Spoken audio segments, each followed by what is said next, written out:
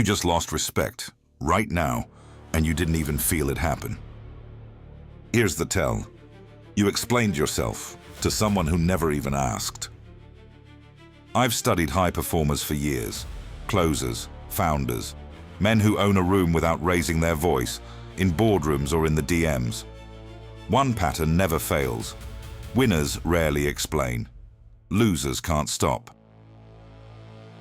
By the end of this video, you'll have the protocol, strategic silence. Stay with me. Somewhere, a guy just like you is already using it to walk into a room and own it. Let's start with the tax you've been paying without ever realizing there was a toll booth in the first place. Every time you over-explain, you hand somebody a piece of your power, and you do it voluntarily for free without anyone even asking. Picture your last week. Really picture it. There were at least 3 moments this happened, and you didn't clock it as a loss. Scenario 1. Your boss asks why the report was late. Simple question, maybe even genuine curiosity. No judgment attached. And what do? You give him 4 reasons. Internet was down, dog got sick, waiting on a file from another department, didn't sleep well. He needed 1 sentence. You handed him a police report. Somewhere around reason 3, you watched his eyes glaze over, and you kept going anyway, because stopping felt like losing. Scenario 2. A woman you've been talking to takes 6 hours to text back. When she finally does, half joking, "Were you mad at me or something?" Instead of a light, confident answer, you write her 3 paragraphs about your work schedule, your gym routine, your phone being on silent, basically building a legal case for your own innocence. She reads it once. She didn't need it. She already knew you were interested, because interested men don't write legal briefs. They just move on with their day. Scenario 3, and this one stings a little more. A friend questions a decision, maybe a job you turned down, a relationship you ended, money you spent. You don't just answer him. You defend it for 10 straight minutes, dragging in context nobody asked for. He wasn't even that invested. He asked a casual question. You gave him closing arguments. Here's what nobody tells you about all 3 of those moments. The extra explaining didn't buy you respect. It sold it off, piece by piece, at a discount, to people who never asked for the receipt. Somewhere out there, a man in your exact position isn't doing any of this. Same job level, same dating pool, same friend group energy. He's not rude about it. He's not cold. He's not running some exaggerated tough guy routine. He's just quiet in a way that makes people lean in and want to know what's going on in his head. While you're rehearsing your next justification in the shower, he's already 3 moves ahead. Getting the promotion because his boss reads calm brevity as competence under pressure. Getting the second date because she's intrigued instead of bored. Getting the benefit of the doubt in every room he walks into, the exact benefit of the doubt you had to practically beg for last Tuesday. That gap isn't talent. It's not looks, and it's not even raw confidence, not the way people usually picture confidence. It's information control. The simple, almost boring discipline of not leaking your reasoning to everyone who so much as raises an eyebrow at you, and you're leaking it constantly, in ways so small you've stopped noticing. So here's a taste of the fix right now, before we even get into the why. Rule 1 of 5, out of the full protocol coming later in this video. Stop explaining anything nobody asked about. That single rule, applied for 1 week, changes how people treat you. We'll build the other 4 in a few minutes, but I wanted you to walk away with something usable, even if you had to stop watching right now. You won't stop watching, because what's coming next is the part that actually rewires how you think about this. Before we build anything else, we need to be honest about where this habit comes from, because most men never trace it back, and that's exactly why it never leaves on its own. Go back to childhood or your teenage years. Somewhere along the way, most of us learned that explaining yourself was the price of avoiding punishment or disappointment. You came home late, and a good enough explanation made the trouble disappear. Bad grade, solid justification, shorter lecture. Explaining became a survival skill, a way to manage someone else's reaction before it even fully formed. That skill never got retired. It got promoted. It followed you into your career, your relationships, every interaction where someone else holds even a sliver of perceived power over you. Whether that's a boss, a love interest, or honestly a friend you've quietly ranked above yourself without ever admitting it. Here's the mechanism underneath it, and I want you to sit with this one for a second. Every time you explain yourself unprompted, you send a signal. I need your approval to feel okay about a decision I already made. Now flip the scenario. If someone constantly justifies their choices to you, unprompted, what do you assume, even without meaning to? That they're not fully sure of themselves. That somewhere under the words, they're seeking permission dressed up as an explanation.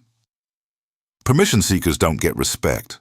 They get managed, the way you'd handle a nervous coworker, not the way you'd treat someone whose judgment you trust. Flip it again. Someone makes a call and just moves. No speech prepared. No, let me explain why before anyone even asked. Your brain reads that as certainty, almost instantly, mostly outside your conscious awareness, and certainty is magnetic, whether we like admitting it or not. This is information asymmetry, one of the oldest power dynamics on record.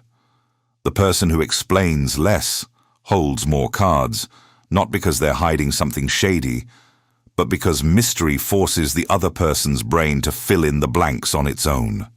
And the brain almost always fills those blanks in with something more impressive than the plain truth would have been. Here's the part that stings a little. Over-explaining isn't kindness, even though it feels like kindness in the moment. It's anxiety, wearing a nice outfit and calling itself transparency. You're not being generous with information. You're managing your own discomfort. You can't sit inside someone's silent judgment for even 3 seconds, so you fill the air before they've formed an opinion. And every time you do it, you train people to expect it. Ask him anything, he'll cave and explain the whole thing. That's not a reputation. That's a weakness on file, and somebody's going to cash it in eventually. Watch it happen in a Monday status meeting. Someone asks for a quick update. The secure guy says, "On track, no blockers," and moves on. The anxious guy gives a whole TED talk about his workload, his blockers, his weekend, his coffee order, basically anything to avoid the 2 seconds of silence that would follow a short answer. Everyone in that room clocks the difference immediately, even if nobody says a word about it out loud. You'll see the same tell in a friend group when plans fall through. One guy texts, "Can't make it tonight," and that's the end of it. Another guy sends 4 texts back to back, explaining his whole evening, half apologizing the entire time, like missing a casual hangout requires a legal disclaimer.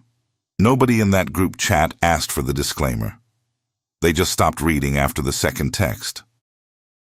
New production note: composite fictional example, not a real individual. Let me tell you about 2 guys. Call them Marcus and Derek. Not real names, but you've watched this exact split play out before without ever labeling it right. Same company, same entry-level role, hired a month apart, roughly the same skill set. Fast forward a year, and their trajectories have completely split, and it's got almost nothing to do with talent. Marcus explains everything. Every missed deadline comes with a paragraph. Every disagreement in a meeting turns into a 5-minute defense, even when nobody was pushing that hard in the first place. He means well. He genuinely thinks transparency builds trust. In small doses, sure. Marcus doesn't do small doses. Marcus does the full download, every time to everyone, whether they asked or not. Derek operates on a different level, and not in some cheesy highlight reel way. When Derek misses a deadline, which is rare because he protects his time like it's money, he sends one line. "Running behind, you'll have it by end of day. No excuse chain." When Derek disagrees in a meeting, he says his piece once, then stops, even when the silence that follows feels a little heavy. He lets his 1 point sit instead of burying it under 6 nobody asked for. By month 3, something quiet starts happening. People bring Derek the harder problems, the ones that matter, while Marcus keeps getting looped into smaller stuff. Nobody made a conscious call about it. It just happened, the way these things always do, underneath everyone's radar. By month 6, Derek's pulled onto a project with real visibility. Marcus, meanwhile, is explaining even harder because he can feel something shifting, and his instinct is to talk his way back into relevance. It never works. It never really does. By month 12, Derek gets the promotion. Here's the part that would drive Marcus up a wall if he ever understood it, which he probably won't. Derek isn't smarter. He's not even necessarily working harder. He simply stopped leaking his internal state to the whole office, and that one shift changed how an entire room read his competence. Same pattern, dating, almost identically. The guy who over-explains his intentions, his schedule, his baggage, all unprompted, reads like he's giving away leverage before the conversation even started, no matter how successful he looks on paper. The guy who stays warm but brief reads as secure, and security is what pulls people in and keeps them curious about the rest of the story. Here's the part that really gets under Marcus's skin, if he ever slowed down long enough to notice it. At the company holiday party, people gravitate toward Derek without even knowing why. He hasn't said much all night. Marcus has told 4 different stories about his quarter, unprompted, to 4 different people who didn't ask. Derek's standing by the bar, saying maybe 15 words total, and somehow he's the one people remember on Monday. I'm not telling you this to make you feel behind. The gap between Marcus and Derek isn't some rare gift. It's a protocol. And protocols can be learned by anyone willing to sit through a little discomfort for a few weeks. This isn't some hack somebody invented for a video. Men figured this out thousands of years ago, and the principle stuck around because it's simply true. The Stoics built a whole discipline around it. Marcus Aurelius ran an empire, dealt with senators and generals and constant political noise, and he wasn't out there defending every decision to every guy in a toga who had an opinion. He worked his reasoning out privately, in writing for himself, not as a performance for whoever demanded access to it. Your reasoning belongs to you. It doesn't become public property just because someone demanded a look at it, loudly or through some passive-aggressive comment dressed up as a question. The same principle runs through military strategy. Sun Tzu didn't tell commanders to broadcast the full plan to anyone who asked. Keep intentions close, move with purpose, let the results talk once the outcome's already decided. Even Epictetus, born a slave and later one of the most respected voices in Stoic thought, taught that what other people think of your reasoning is outside your control entirely. So spending your energy managing their reaction is energy spent on the wrong side of the ledger. Bring it into today. Watch a founder who's actually built something real take a hostile question in a live interview. The ones who've earned it don't panic explain. One calm sentence, sometimes a pause. Most interviewers don't even know how to fill, and the silence does the heavy lifting. Now watch a founder who's insecure about his numbers.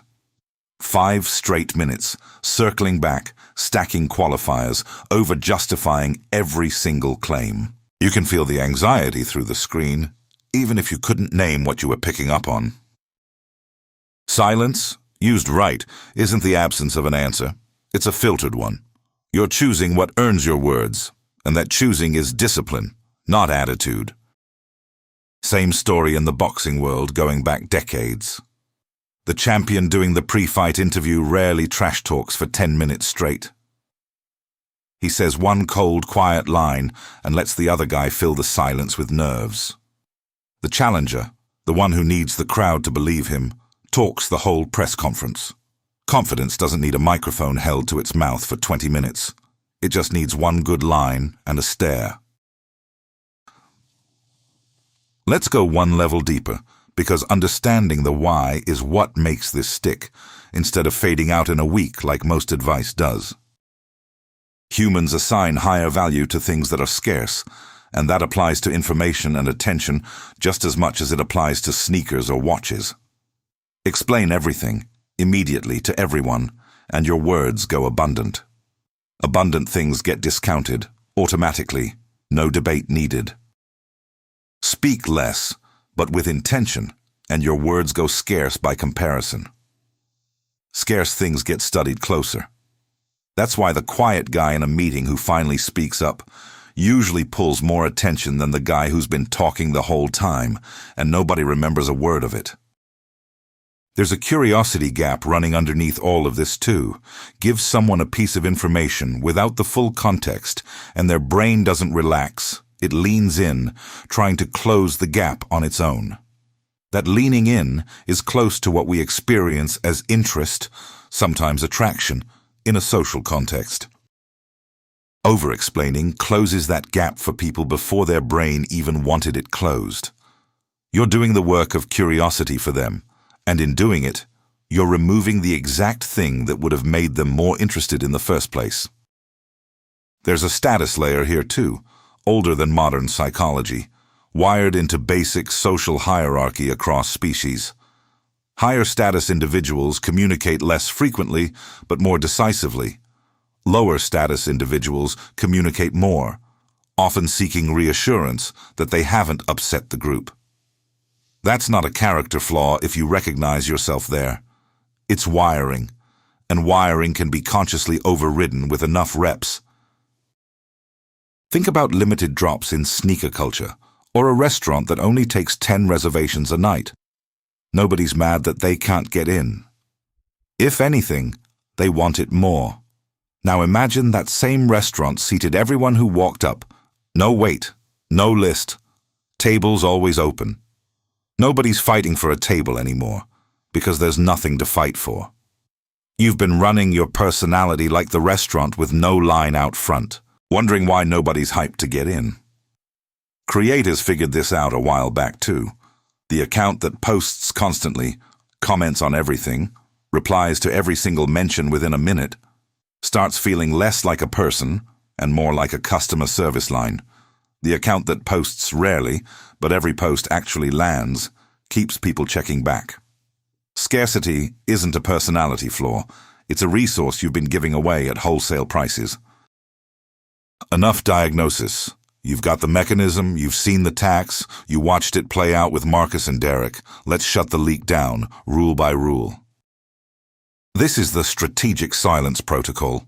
5 rules, easy to understand, considerably harder to actually run for the first couple weeks. Most guys tap out around Rule 2 because it's genuinely uncomfortable, and that discomfort is the whole point, since comfort is what got you here. Rule 1. Never explain unsolicited. Nobody asked, you don't owe a reason. Made a call, own it out loud once, then stop. That's what I'm doing is a full sentence, even if it doesn't feel like one the first 10 times. At work, that's making the decision and moving, instead of pre-explaining yourself in a group chat because you're anxious about pushback that hasn't happened. In dating, that's not justifying why you didn't text first, unless someone actually asks. With friends, that's can't make it. Not a full itinerary of your weekend, complete with receipts. Rule 2. Answer only the question asked, nothing extra. Someone asks why you left the party early. Had somewhere to be. Full stop. Not the backstory, not the excuse chain, not the apology tour for supposedly killing the vibe. Resist the urge to keep talking after you've already technically answered. This one's brutal at first. Your gut will scream at you to add context so nobody misreads you. Let a few people misread you. It builds a muscle you need. On a date, someone asks why you're single. You don't need the whole relationship autopsy, the ex, the timeline, the lessons learned. Haven't met the right fit yet, answers it completely, and moves the conversation forward, instead of turning it into a therapy session nobody signed up for at dinner. Rule 3. Let the silence sit. After you speak, stop completely. Don't rush to fill the gap. That gap feels like 10 seconds of social hell the first few tries. It's really about 2 or 3. Your nervous system is lying to you, and it'll keep lying until you've proven it wrong enough times. Practice this on low stakes first. Cashier makes small talk. You answer briefly, and you let the moment pass without padding it. Small reps build the tolerance you'll need later, when it matters. In a meeting, after you state your position, resist the reflex to keep glancing around the table checking for reactions. Say your piece, look at the person who asked, and let the pause sit there like it belongs to you, because it does. Rule 4. When you do speak, be short and directive, not soft and hedged. High-status communication sounds like a headline, not a paragraph. I'll handle it. Not interested. We're good. Say it once. Don't repeat it for emphasis. Repetition reads as insecurity, even when your intention was just to be clear. Watch this in negotiation specifically. The guy who states his number once and lets it sit almost always walks away with a better deal than the guy who states it and then immediately starts softening it, hedging it, justifying it to a room that never even pushed back yet. Texting a plan works the same way. Dinner at 7, that spot on 5th, beats, "Hey, so I was thinking maybe we could possibly do dinner. No pressure, though. Let me know what works for you," every single time. One sounds like a man who made a plan. The other sounds like a man asking permission to have preferences. Rule 5. Own your decisions without justifying them after the fact. You're allowed to be wrong later, and you probably will be sometimes. Everybody is. You're not required to defend being right now, to every person who happens to raise an eyebrow. Confidence was never about 0 mistakes. It's about not needing a jury present for every move you make before lunch. Family gatherings are where this one gets tested the hardest, because that's usually where the questions get the most personal. Somebody at the table asks why you're still single, why you left that job, why you don't come around as much. Just how it's playing out right now closes the topic better than any 10-minute answer ever could. Your uncle doesn't need a TED Talk with slides. He needs the pass the potatoes version. Here's your homework, and do it. Pick one relationship, boss, girlfriend, friend, doesn't matter. Next time they ask why, give the shortest true answer you've got, then stop talking completely. Watch what happens to how they treat you over the next 2 weeks. The shift usually shows up faster than people expect. Let's talk about where most of this leaking actually happens now, because it's probably not face-to-face as often as you'd think. It's your phone, the group chat, the texts, the captions, the read receipts you're staring at right now trying to decide how fast is too fast to respond. Texting is where over-explaining has gone completely off the rails for an entire generation of men, and most guys don't clock how much status they're bleeding through their thumbs every single day. You get a short, low-effort text from someone you're into, and instead of matching the energy, you send back 3 paragraphs, full context, jokes stacked on follow-up questions. You just told them, without saying it out loud, that you've got more invested in this exchange than they do. That imbalance gets noticed, even when nobody says a word about it. The fix isn't complicated, even if it feels unnatural at first. Match the effort you're given and let your responses breathe. You don't need to reply instantly to prove interest, and you definitely don't need to over-explain a delayed response with an apology and your full daily itinerary. Been slammed today? What's up? Is a complete, confident answer. It doesn't need 3 follow-up sentences defending your time management like you're on trial. Group chats get their own call-out because this is genuinely one of the worst offenders. Someone roasts you, harmless, the kind of ribbing every group of guys does.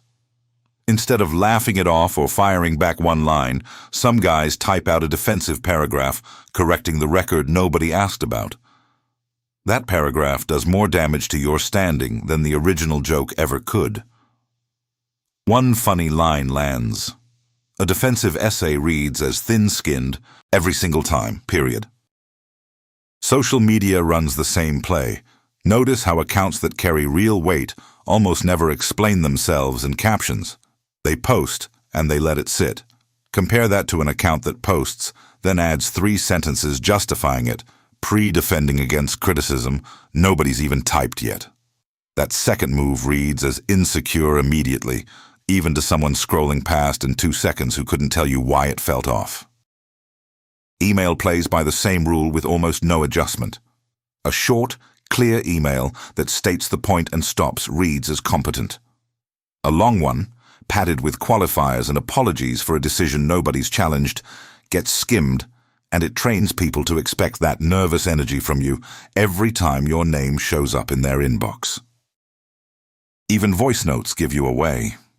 A 4-minute voice memo explaining why you're running late says something very different than a 10-second one that just says you're running late and you'll update them soon. Length itself is a signal now, whether you meant it to be or not, on every single platform you touch. One rule to carry into every digital interaction from here on. If you wouldn't say it calmly to someone's face, don't type it out as a nervous, over-explained paragraph either. Your phone didn't create the habit, but it definitely gave it a faster outlet to leak through all day, one notification at a time. Dating apps deserve one more mention, because the DMs are basically a live leaderboard of this exact skill. A match opens with a one-line question, and some guys respond with a full autobiography before she's even decided if she likes the conversation. That's not effort. That's a red flag, with good intentions. Match the length of what she sent you. Let her ask a follow-up if she wants more. If she doesn't, that's information too, and it's cheaper information than 3 unanswered paragraphs.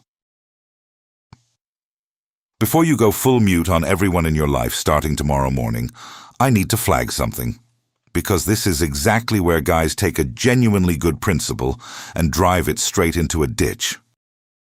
Strategic silence and the silent treatment are not the same animal, and mixing them up will torch your relationships instead of strengthening your position. The silent treatment is punitive, built to make someone else feel anxious or off balance. That's manipulation wearing a discipline costume. Strategic silence isn't about punishing anybody. It's about not volunteering information nobody needed in the first place. There's a real gap between "I'm not explaining this because it's not required" and "I'm going quiet specifically to make you sweat until you apologize." Another common overcorrection, going cold on people who genuinely deserve real conversation, the ones inside your circle. This protocol is built for the outer layers of your life, coworkers, casual acquaintances, people testing you. It's not built for a serious partner who needs real emotional communication, or a close friend going through something hard who needs you to actually show up and talk, not just go mysteriously quiet on him. Push this too far in the wrong direction, and you don't become respected, you become avoided, and those look deceptively similar for a short while before people start quietly pulling away for good. Picture the guy who takes this protocol and starts one-wording his girlfriend after a genuinely rough day at her job, thinking he's practicing discipline. That's not discipline. That's just being unavailable with extra steps. She doesn't need a 5-rule protocol from you tonight. She needs you to put the phone down and actually listen. Save the brevity for the coworker who's fishing for drama, not for the person who's actually in your corner. The goal is calibration, not a blanket vow of silence toward every human in your orbit. You're learning when explanation adds value and when it just leaks power for nothing in return. That's a read-the-room skill, and like any skill, it takes reps to sharpen. Let's hit the objections directly, because I already know a few of them are running through your head, and skipping past them would be dishonest of me. Isn't this just being cold? Won't people think I'm a jerk? Fair question. Strategic silence isn't ghosting someone. It's not stonewalling a person who legitimately deserves a real answer from you. It's cutting the excess, the nervous filler nobody needed. You can still be warm. You can still show up fully for people who matter. You're just done handing your internal reasoning to everyone who so much as raises an eyebrow at you. What if people think I'm hiding something? Short term, a handful might wonder that, briefly. Long term, the opposite happens. People who don't over-explain read as having nothing to prove, which is a different signal than having something to hide. The anxious over-explainer is the one who reads as suspicious, not the calm, brief communicator. What if I'm actually in the wrong and I should explain? Then explain once, clearly, and stop. This was never about dodging accountability. It's about refusing to overperform accountability for an audience that never asked for the extended edition. Own the mistake. State it plainly. Move on without turning it into a 10-minute self-flagellation session that serves your own anxiety more than the other guy. Here's the twist most guys don't see coming. People respect you more when you run this correctly, usually faster than you'd predict. Everyone can feel the difference between a man who's confident enough to be brief and a man who's just being difficult out of insecurity. One earns trust over time. The other burns bridges without ever figuring out why. You're not going for difficult. You're going for undeniable. And those two things only look similar from a distance to someone who hasn't studied the gap between them. Won't I come off robotic, like I rehearsed this? Only if you actually treat it like a script you're reciting. Nobody's asking you to answer every question like a hostage negotiator reading from a card. Keep your tone warm. Keep your face relaxed. Just stop padding the back half of every sentence with 3 unnecessary clauses. Brief doesn't mean stiff. Plenty of the funniest, warmest guys, are also the ones who never explain themselves twice. One last objection, probably the most honest one. What if I try this and nobody notices any difference at all? Fair concern, and I'm not going to oversell this like some miracle fix. The shift is rarely dramatic in week 1. No movie moment where the room goes quiet and everyone suddenly looks at you different. It's slower and quieter, closer to compound interest than a lottery ticket. The respect builds in small, almost invisible increments, conversation by conversation, until one day people are just treating you differently, and you can't even point to the exact moment it flipped. And if somebody does call it out directly, "You've been different lately," take that as a win, not a red flag. That means it's working. You don't owe them the 5-rule breakdown either. Yeah, just being more intentional lately closes that loop just fine, and ironically, it's the exact same move you just spent 20 minutes learning. I don't want this to be another video that sounds good for 20 minutes and evaporates by tomorrow afternoon. So here's how to actually install it over the next 30 days. Week 1, just rule 1 and 2. Notice, all day, every moment you're tempted to explain something nobody asked about. You don't have to stop yet. Just catch yourself mid-sentence when it happens. Half the battle is admitting you do this way more than you think. Week 2, apply Rule 2 in low-stakes spots. Answer only what was asked, nothing extra, with cashiers, co-workers you're not close with, casual acquaintances. Build the muscle where it's cheap, before you take it into a relationship that has real stakes attached. Week 3, bring in Rule 3 and 4 for slightly higher stakes conversations. Let silence sit after you speak.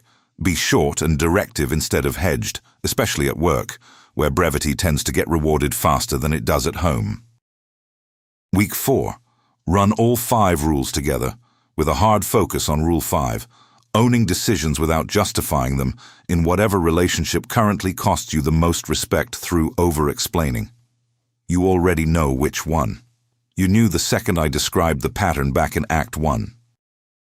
Track it if you're the type who likes proof, not just vibes. 1 note on your phone, 1 line a day. Where did I over-explain today, and what could the short version have been? 2 weeks of that log will tell you more about your own patterns than 100 more videos like this one ever could. Right now, while you're watching this, some guy is closing a deal without overselling it. Calm, brief, walking away with the terms he actually wanted. Somewhere, a guy is walking away from an argument mid-sentence, completely unbothered, and somehow winning it anyway without ever raising his voice. That guy isn't smarter than you. He's not better looking, and he almost certainly wasn't born with some rare gift. He just stopped leaking. Months or years before you did, and that one decision, compounded, quietly split his trajectory from everyone still explaining themselves in circles. Every unnecessary explanation you've handed out over the years was a small, invisible tax on your own authority, paid voluntarily, over and over, to people who never even asked for it.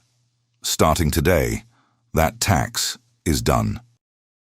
If this hit something in you, if you saw yourself somewhere in Marcus, or in that group chat paragraph you sent last week nobody needed, you know what to do. Subscribe to the Stoic Mindset, because next week I'm breaking down the second half of this skill, how to read a room fast enough to know exactly when silence should end, and when one well-placed sentence beats 10 minutes of careful justification. Remember the tell from the top of this video, the text you over-explained, the report you defended, the friend you gave closing arguments to. Next time it happens, catch yourself mid-sentence and just stop. That's the whole game. Until then, say less, mean more, let your results flex for you.